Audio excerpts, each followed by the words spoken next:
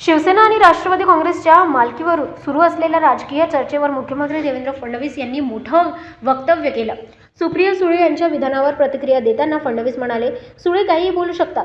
हा प्रश्न सर्वोच्च न्यायालयाचा विचाराधीन आहे। मात्र लोकसभा आणि 2024च्या विधानसभा निवडणुकीत शिवसेना एकनाथ शिंदे यांची तर राष्ट्रवादी काँग्रेस अजित पवार यांची असल्याने शिक्कामोर्तब झाला आहे। सुप्रीम कोर्टही हाच निर्णय देईल। काही म्हणू शकतात, पण हा प्रश्न जो आहे हा सर्वोच्च न्यायालयाच्या विचाराधीन आहे। आता सर्वोच्च न्यायालय या संदर्भात निर्णय देणार आहे।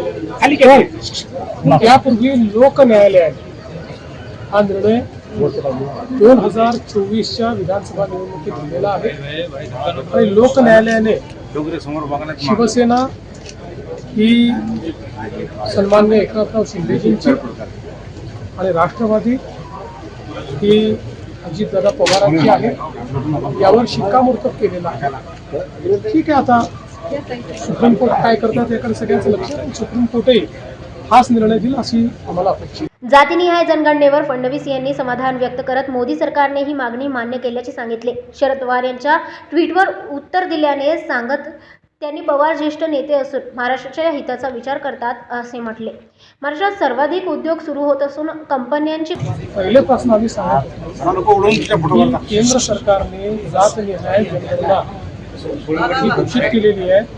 त्याचे टप्पे असतात, त्यानुसार ते होईल आणि आता त्या संदर्भातली कारवाई सुरू होते, याचा मला आनंद आहे। एक खूप मोठी मागणी अनेक वर्षांपासून होती, कुठल्याही सरकारने कधीच ती मान्य केली नाही, पण मोदी सरकारने ती मान्य केली, त्याबद्दल मी मोदी सरकारचे मनापासून आभार मानतो। गुंतवणूक काही वाढत असल्याचा दावा त्यांनी केला। अपूर्ण प्रकल्पाचा आकडा देऊन फसवेगिरी केली जात असल्याचे ते म्हणाले। चाणकाचा प्रश्न गंभीर असून 5-7 एजन्सीमुळे समस्या निर्माण झाल्या आहेत। जिल्हाधिकाऱ्यांना जबाबदारी देऊन प्रश्न सोडवू असेही फडणवीस त्यांनी स्पष्ट केले आहे। त्या ट्विटला मी उत्तर दिलेलं आहे। पवार साहेब ज्येष्ठ नेते आहेत, ते नेहमी महाराष्ट्राच्या हिताचा विचार करतात, म्हणूनच त्यांच्यापर्यंत चुकीची माहिती जाऊ नये या दृष्टीनं खरी माहिती मी त्या ठिकाणी दिली। सर्वात जास्त कंपन्या महाराष्ट्रात सुरू झालेल्या आहेत, सर्वात जास्त फंक्शनल कंपन्या महाराष्ट्रात आहेत। ज्या नॉन फंक्शनल कंपन्या आहेत, ज्या कधी सुरूच होऊ शकलेल्या नाहीत, त्याचा आकडा देऊन काही लोक फसवेगिरी करतात।